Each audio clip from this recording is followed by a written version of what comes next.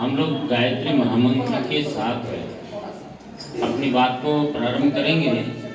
गायत्री महामंत्र का क्यों हम उच्चारण करेंगे?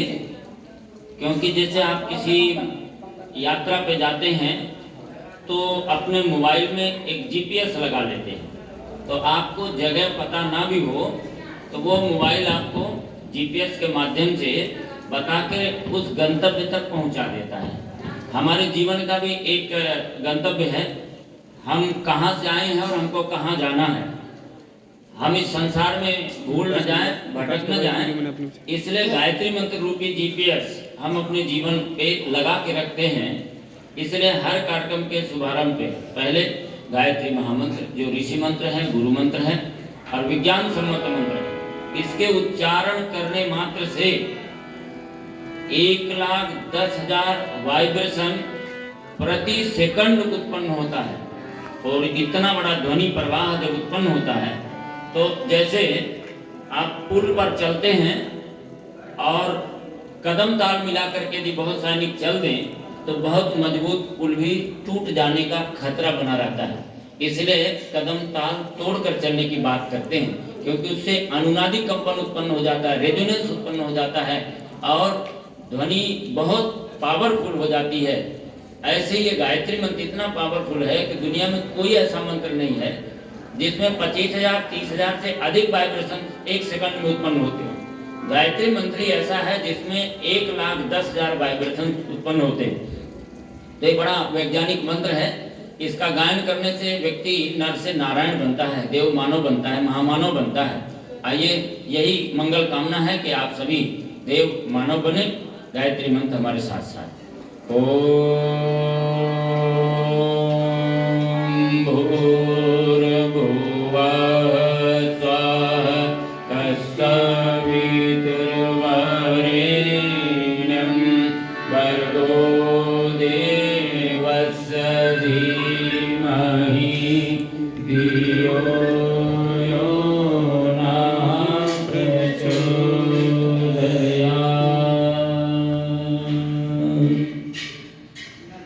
सभी हमारी शक्ति स्वरूपा देव स्वरूपा हमारी सभी यहाँ पर सम्मुख उपस्थित सभी बेटियां जो राष्ट्र के सुरक्षा के लिए, राष्ट्रीय एकता और अखंडता के लिए प्रशिक्षण प्राप्त कर रही हैं, अखंड भारत सेना के कार्य के लिए गायत्री शक्तिपीठ चित्रकूट में आप सभी का हृदय से अभिनंदन है।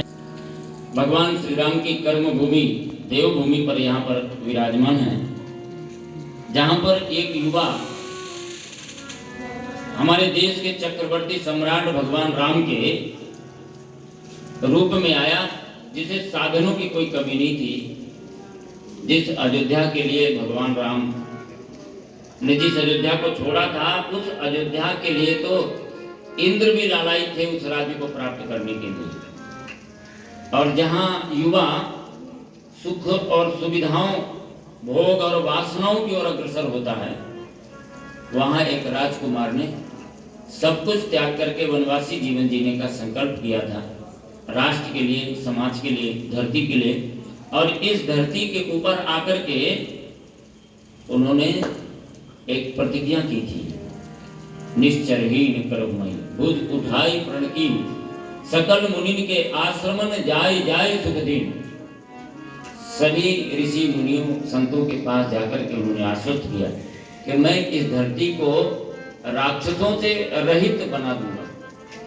और इसी संकल्प ने उनको दशरथ नंदन राम से ब्रह्मांड नायक राम बना दिया था और सारे जगत में उनकी पूजा हुई। हम आप सभी पूजा करते हैं। ये वो भूमि थी जिसे एक सामान्य को असामान्य बना दिया हो, अनादि कालों से जहां इस भूमि पर तपस्या हुई है, उस भूमि में आज नवरात्रि के प्रथम दिवस पर, जहां हिंदू नववर्ष के रूप में भी हम इसको मनाते हैं, आप सभी यहाँ पर समुपस्थित हैं। आप सभी को हृदय से अभिनंदन है। नववर्ष की बहुत बहुत मंगल कामनाएं हैं और नवरात्रि शिवरात्रि की बहुत बहुत मंगल कामनाएं हैं। जहाँ हमारे संस्कृति में नारीस्त्य पूजनते रमनते तत्र देवता, जहाँ पर नारी की पूजा होती वहाँ पर सब देवता निवास करते हैं। उसका कारण था नारी में जो संवेदना है, जो दिव्य गुण है, यदि वो किसी मनुष्य में आ जाते हैं तो वह मनुष्य संत बन जाता है, महापुरुष बन जाता है। जो धैर्य, जो त्याग, जो समर्पण नारी के अंदर प्रकृति ने दिया है तो इस सृष्टि में अन्यत्र कहीं नहीं है। नारी को सृजन की अधिष्ठात्री शक्ति कहा गया और इसी भावना को समाज के प्रत्येक व्यक्ति के अंदर स्थापित करने के लिए नवरात्रियों में जहाँ कन्याओं की पूजा होती है, देश तो वो है जहाँ कन्याओं की पूजा करता है, पर आज की परिस्थिति में उन्हीं जिनका पूजन करता है उन्हीं का तिरस्कार और अपमान करता है ये समाज। तो निश्चित रूप से कहीं न कहीं समाज में विकृति आई है, चिंतन में विकृति आई है और उन विकृतियों को ठीक करना, हमारे संस्कृत के विचारों में जो गिरावट आई है उसको ठीक करने से ही मनुष्य देव मानव बनेगा और भारत विश्व गुरु बनेगा और भारत अखंड हो सकेगा। इसलिए उन संस्कृत के सूत्रों को भी हमें संक्षिप्त रूप से यहाँ पर समझना है। आज बड़े सौभाग्य और गौरव की बात है कि जहाँ कन्याओं का पूजन होता है वहाँ सैकड़ों की संख्या में आज पूजनीय काम करने के लिए राष्ट्र के सृजन की विचारधारा को लेकर के हमारे बीच में आप उपस्थित हैं।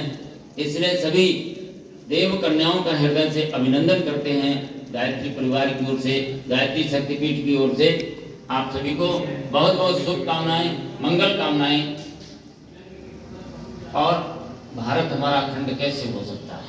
अखंड था, अखंड है और अखंड रहेगा।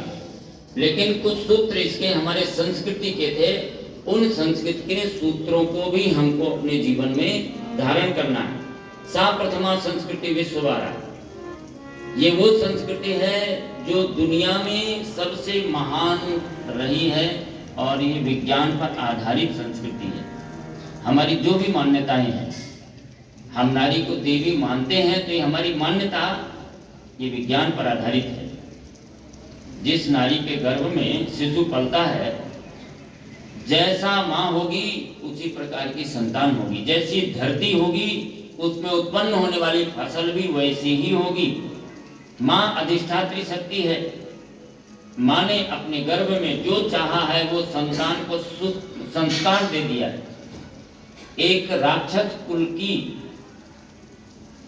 चिंतन की उत्कृष्टता रखने वाली कयाधु ने अपने गर्भ से एक असुर का संस्कार लेकर के जो शिशु गर्भ में पला उसको भी देवता बना करके पैदा कर दिया। ये माता की क्षमता थी। माता ने अपने जीवन में वो परिवर्तन किया कि प्रहलाद जी कितने बड़े परम भागवत पैदा हुए कि इस धरती में उनसे बड़ा कोई भक्त भगवान का पैदा नहीं हुआ। और सबसे बड़े नास्तिक के गर्भ से, सबसे बड़े नास्तिक पिता के द्वारा पैदा हुए थे। ये किसकी क्षमता थी? ये माँ की क्षमता थी। नारी इस युग के प्रवाह को बदल सकने में पूर्ण समर्थ है। जब दुनिया बदलेगी तो उसमें मनुष्य की भावना और नारी का जागरण, ये दो ही आधार होंगे जिससे भारत अखंड होगा और जिससे भारतीय संस्कृति विश्व गुरु के रूप में पुनर्स्थापित हो सकेगी। यदि अपने कर्तव्य बोध को जिस दिन नारी समझ जाएगी, कितने भी पतित पुरुष को सही मार्ग पर लाने की क्षमता नारी के अंदर विद्यमान है। श्रद्धानंद पहले उनका दूसरा नाम था मूल शंकर या कुछ ऐसा नाम था, लेकिन वो शराबी थे, पतित जीवन जी रहे थे। और घर में जब आते थे तो नारी का जो सहृदयतापूर्ण व्यवहार था एक दिन उनके मन को बदल देता है कि मैं इस पत्नी को प्रताड़ित करता हूँ, दुख देता हूँ, इसके बाद भी इतना सम्मान, मेरा कपड़े धोना और बड़े स्नेह के साथ मुझे भोजन करा देना और मुझे अच्छे ज्ञान देना। नारी से बड़ा कोई मंत्रणा करने वाला गुरु भी दूसरा नहीं। और एक दिन उनको लगा कि मुझे अपने जीवन को बदलना चाहिए, और बदल करके वो श्रद्धानंद बन गए, और श्रद्धानंद बन करके उन्होंने गुरुकुल कांगड़ी की स्थापना की, जो शायद हिंदू विश्वविद्यालय मदन मोहन मालवीय जी के बाद दूसरा विश्वविद्यालय था वो इस धरती का, इस देश का।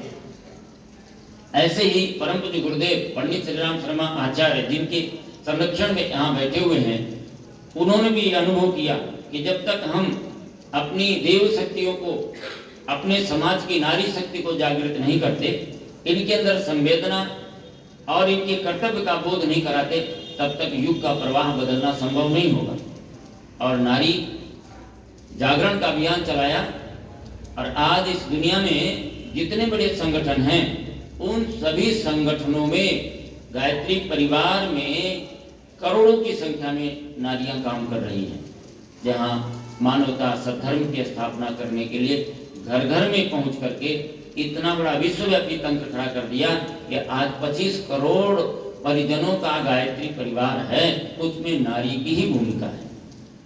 तो नारी की संवेदना आप जहां भी देखिए, चाहे लोकमान्य तिलक के जीवन में महानता का समावेश हो, चाहे विश्व बंधु, जिनको एंडोत को विश्व बंधु कहा था, उनके अंदर वो एक चिड़िया के बच्चे को पकड़ के लाए थे, और माँ ने कहा, बेटा इस चिड़िए की माँ रोती होगी, इसको वहीं पर पहुंचा करके आओ, वहीं पहुंचा करके आओ।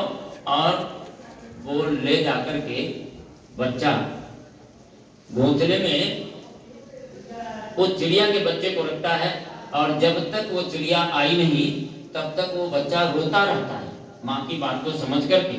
और जब चिड़िया आई और बच्चे को स्वीकार कर लिया, तब उसका रोना बंद हुआ।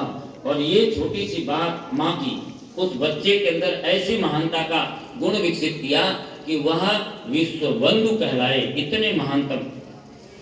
गांधी की माँ ने ही गांधी को अच्छे विचार दिए थे, और कहा था विदेश में जाना तो मांसाहार या नशा नहीं करना, वहां के लोग करते हैं ऐसा, और सत्य का आग्रह किया था, और सत्य की कथा सुनाई थी हरिश्चंद्र, और परिणाम यह था कि वो राष्ट्रपिता बने थे।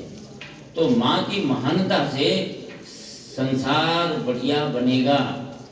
आप देखिए, इसके लिए कुछ तो प्रयत्न करना होगा। हमारी संस्कृति में प्रयास किया गया था कि लोग महान बने, देवमानव बने। इसके लिए गायत्री महामंत्र का आधार बनाया। गायत्री माता भी तो नारी के रूप में, दुर्गा माता भी तो नारी के रूप में है, लक्ष्मी माता तो नारी के रूप में है। लक्ष्मी से बड़ा कोई धन देने वाली नहीं, और सरस्वती से बड़ा कोई ज्ञान देने वाली नहीं, और गायत्री के समान कोई देवी और देवता नहीं।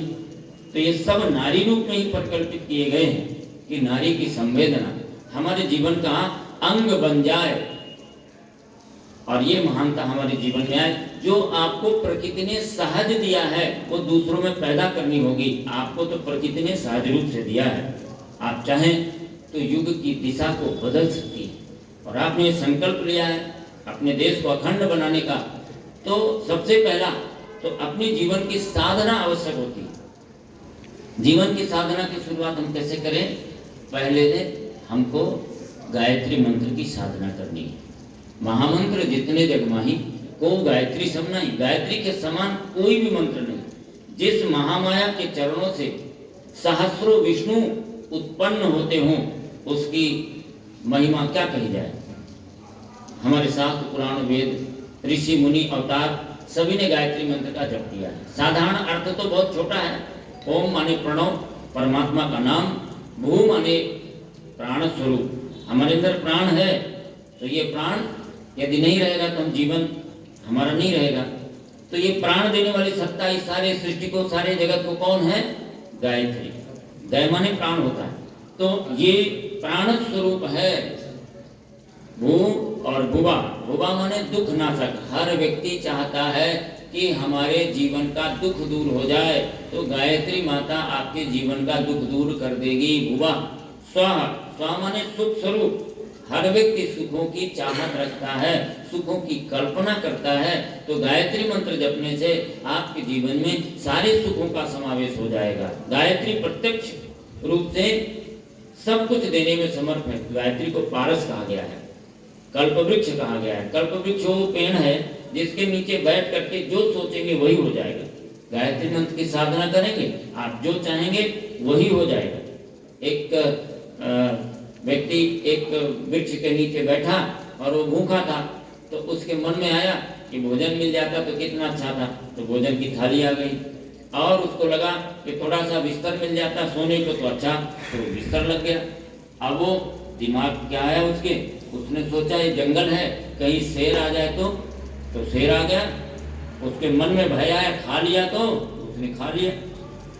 क्या उसे पता नहीं था कि किसके नीचे बैठा था? वो कल्पवृक्ष के नीचे बैठा था। तो कल्पवृक्ष के नीचे जो जो सोचेंगे हो जाएगा।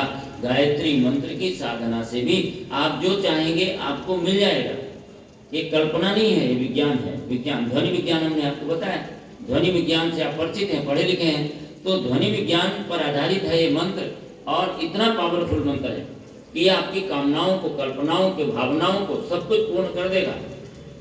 दयानंद सरस्वती का नाम आप जानते हैं। दयानंद सरस्वती क्या थे कि वो बहुत कमजोर थे, बुद्धू थे, तो स्कूल में भी मार पड़ती थी। और जब घर जाते थे तो घर में कुछ गलतियां होती तो घर में भी मार पड़ती थी। एक दिन बहुत दुखी हो गए वो, और उसी दिन उनके यहाँ एक महात्मा जी आए, साधु आए। तो साधु जी ने उनको, पिताजी ने उनको भोजन भेजा। तो बच्चा ले जा करके भोजन रख करके किनारे खड़ा होकर रोने लगा। तो संत ने पूछा कि भाई क्या बात है बेटे, क्यों रो रहे हो? तो उसने कहा कि मैं बुद्धि से बहुत कमजोर हूँ और इसके कारण मुझे घर में भी और स्कूल में भी पिटाई होती। तो उन्होंने गायत्री मंत्र लिख करके दिया और कहा कि इस मंत्र की साधना करना, तुम्हारी बुद्धि प्रखर हो जाएगी। और हुआ कि वो 8वीं में प्रथम श्रेणी में पास हो गए। और फिर इसके बाद वो कविताएं लिखने लगे। फिर इसके बाद बड़े होकर सरस्वती पत्रिका का संपादन करने लगे, पत्रकार बन गए, बड़े लेखक बन गए। और इसके बाद तो इतने विद्वान हुए कि उनके नाम के आगे लिख दिया गया दयानंद सरस्वती। और फिर उन्होंने आर्य समाज की स्थापना कर दिया और गायत्री मंत्र का और वेदों का उन्होंने सारी दुनिया में प्रचार किया। इतने बड़े हुए वो। तो गायत्री मंत्र की साधना से आपके दुखों का नाश हो जाएगा। और तत् माने वह परमात्मा। कोई कहता है कि हम तो साहब दूसरे धर्म को मानने वाले हैं, हम तो नहीं मानते। तो आप भगवान को मानते हो, आप इस गॉड को मानते हो, अल्लाह को मानते हो, ईश्वर को मानते हो, कुछ तो मानते ही हो। दुनिया का कोई धर्म ऐसा नहीं है जो भगवान को किसी न किसी रूप में नहीं मानता, अपने अपने रूप में मानता। तो तत् माने गायत्री मंत्र ये भी चक्कर नहीं कहता। तत् माने वह परमात्मा जिस रूप में मानते हो, राम जी के रूप में, कृष्ण जी के रूप में, जिस देवी के रूप में, देवता के रूप में, शंकर जी के रूप में, किसी रूप में मानते हो, भगवान एक ही है, एक से अनेक नहीं हो। वो हिंदू का भगवान अलग है और मुसलमान का भगवान अलग है, ईसाई का भगवान अलग है, ऐसा नहीं, एक ही भगवान है। तो गायत्री मंत्र कहता है तत् माने वह परमात्मा। सवितु, परमात्मा क्या है? जो सृष्टि को पैदा करता है। तो सभी लोग तो यही कहते हैं ना, हम हिंदू भाई भी कहते हैं कि भगवान ने ही सारी दुनिया बनाई। तो मुसलमान भाई भी यही कहते हैं कि भगवान ने, हमारे अल्लाह ने सारी दुनिया बनाई। तो ईसाई भी कहते हैं गॉड ने सारी दुनिया बनाई। तो बात तो दुनिया बनाने की सबकी एक ही है। माने वह परमात्मा जिसने इस दुनिया को बनाया, तत्सवितु, सारी सृष्टि पैदा किया, वो दुनिया में सबसे श्रेष्ठ है, वरेण्य है। और सभी धर्म के लोग अपने भगवान को श्रेष्ठ मानते कि नहीं मानते? और उनकी पूजा करते हैं, उनको पाने का प्रयत्न करते हैं। तो वरेण्य भी वही है, हमारे जीवन का लक्ष्य भी वही है। हम वहीं से आए हैं और वहीं जाना है, इसीलिए हमको अच्छा करना है। ये जीवन मिला है तो ये जीवन में भी अच्छा करना है और अगले जीवन में भी, ताकि हमको अच्छा मिले। तो वरेण्यम भर्गो, भर्गो माने पापनाशक। यदि भगवान को आपने माना है, हृदय में बसाया है, तो आपके मन में पाप की वृत्ति मिट जाएगी। आपको सब अपने दिखाई पड़ेंगे और सब में कोई न जाति दिखाई पड़ेगी, न कोई धर्म दिखाई पड़ेगा, न कोई विभेद दिखाई पड़ेगा। आपके अंदर, सब के अंदर भगवान दिखाई पड़ेंगे एक दूसरे को। और जब भगवान दिखेंगे तो आप दूसरे के साथ दुर्व्यवहार नहीं कर सकेंगे, किसी को हतोत्साहित नहीं करेंगे, किसी को नीचा नहीं दिखाएंगे, किसी को छोटा नहीं समझेंगे, किसी को आप पतित नहीं करेंगे। सबके ऊंचे उठाने के लिए जैसे भगवान की पूजा करते हैं, तो ये सब भगवान ही तो है। ये मंदिर किसी व्यक्ति ने बनाया, इसमें मूर्ति मूर्तिकार ने बनाई, और इसमें प्राण की प्रतिष्ठा किसने किया? किसी इंसान ने तो किया है। लेकिन ये जो शरीर है इसको किसने बनाया? किसी इंसान ने बनाया क्या? भगवान ने बनाया। और इसमें प्राण भी किसने डाला? भगवान ने ही डाला। तो ये शरीर भगवान का मंदिर है और इसमें भगवान बैठे हुए हैं। तो ये चलते फिरते जीते जागते मंदिर हैं, इसलिए इनका सम्मान करना हमारा कर्तव्य है। हमको भेद नहीं दिखाई पड़ेगा तो हमारा देश अखंड हो जाएगा। और ये हमारी संस्कृति रही है। हमारे यहाँ किसी जाति पाति की बात थोड़ी। सर्वे भवन्तु सुखिनः, सर्वे सन्तु निरामया, सर्वे भद्राणि पश्यन्तु, मा कश्चित् दुःखमाप्नुयात्। सारे जगत के हर प्राणी के कल्याण की कामना करने वाली एकमात्र संस्कृति है। किसी को दुख नहीं दे सकती। परहित सरिस धर्म नहीं भाई, पर पीड़ा सम नहीं अधमाई। दूसरे को दुख देने से बड़ा अधर्म नहीं और दूसरे को सुख देने से बड़ा कोई धर्म नहीं। इतनी महान संस्कृति है, ये अखंडता के सूत्र हैं हमारे। लेकिन बीच में ऐसा समय आया, हमारे यहाँ 2000 वर्षों तक दूसरी संस्कृतियों ने आक्रमण किया, राज्य किया और हमारे अंदर विभेद पैदा हो गया।